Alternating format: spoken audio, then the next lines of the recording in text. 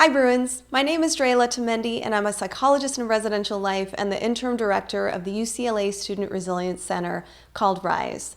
We're halfway through spring quarter. We've now experienced how the coronavirus pandemic has impacted our studies, home life, social life, pretty much everything. These wellness messages are intended to give you some space to reflect on your emotional and social well-being and encourage you to explore ways to access your resilience, enhance motivation, and inspire ingenuity. At this time of our adjustment, many of us are starting to feel a sense of discouragement. Feeling discouraged is one of the hardest things to get through. You might feel stuck, sad, mad at yourself, or even hopeless sometimes. As a student, you may feel that even if you're doing everything you're supposed to, signing on to virtual classes, studying, finishing assignments, even adhering to the social distancing guidelines, yet you still may feel disappointed and unmotivated. Sometimes this meh cloud can lead to feeling unlike yourself or feeling like you aren't doing enough at this time. You might even have feelings of failure and doubt your performance. Many students have shared with me, I should be doing better. I'm not performing at my best. Some things I want you to think about. First, you aren't alone in this experience. We're living in a crisis right now, and that means our bodies and brains are managing chronic stress. Many of us are simply unable to focus or concentrate given the disruptions around us. Even if your body is resting, your mind may be trying to process some pretty intense concepts: survival, health, safety, and security. Hopefully, simply knowing that you're not alone in these feelings, that this is a common experience, can bring a small sense of encouragement. Second, we must recognize that we're dealing with real losses. Many students aren't able to experience the milestones and transitions they have worked so hard for. Graduation ceremonies in June, senior trips, traveling, even just hugging friends in celebration of everything you've worked hard for. It can feel frustrating. It can feel unfair. It can feel disparaging. If it feels like something was taken from you, you aren't wrong. So it makes perfect sense to me that feelings of motivation and excitement have dwindled. What is there to work for after all? What is there to look forward to? So, allow yourself to feel what you feel, even if it sucks. No one would blame you for naming that, and no one is expecting you to act like everything is okay, because it's not. Third, acknowledge that this is temporary. True, we do not know how long the pandemic will last, but things will get better. Now, I want to ask you to make a few small changes. I said we should acknowledge what we feel, but do more than think about it. Write it down or say it to yourself. Research shows that when we acknowledge our difficult feelings, we get through them faster and experience them with less intensity. When we're able to see the situation clearly, as it is, it allows us to make a decision about how to move forward.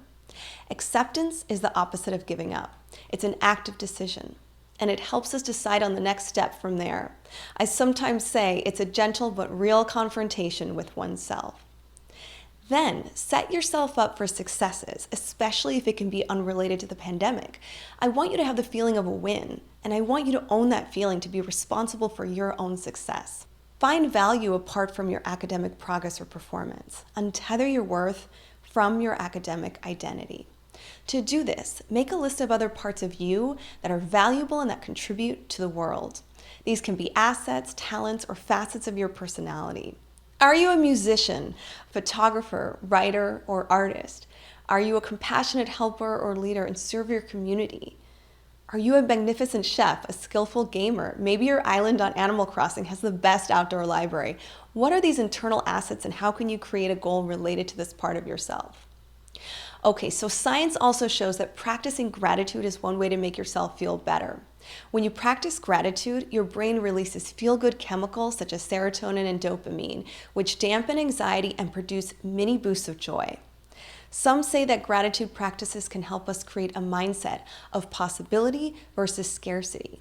So every day before you go to bed, type, text, or write down 3 things that you're grateful for as closely related to the thing that is discouraging you as possible.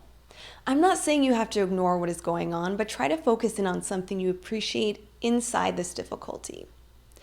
If things get very hard, think about your why. What is the ultimate reason you came to UCLA? What is it you hope to achieve for yourself, hope to sacrifice things for, something that is unique to you and you alone? Trust. None of these things in front of you that are frustrating or irritating is as important as your why. Now, the last thing I'll ask you to do this week, say something supportive to yourself as if you would a friend. It turns out that the encouragement we'd give a friend is just as helpful as if we directed it inward. But it has to be real. What can you tell yourself? You got this. Keep going. You've worked so hard to get here. Your story is amazing. You're strong. You matter. Not everything will work out and not always on your timeline, but that's okay. So, if your feelings of discouragement do not get better or you start to think that you do not see any hope in sight, please contact the UCLA CAPS line at 310-825-0768 or go to their website, counseling.ucla.edu, for more information about virtual therapy. Both CAPS and RISE are available as student services and can be accessed remotely. For more wellness tips like this, follow at RISE Center UCLA on Facebook and Instagram and UCLA_RISE on Twitter. We're in this together, and remember, no matter where you are in the world, you're still a Bruin. Be well.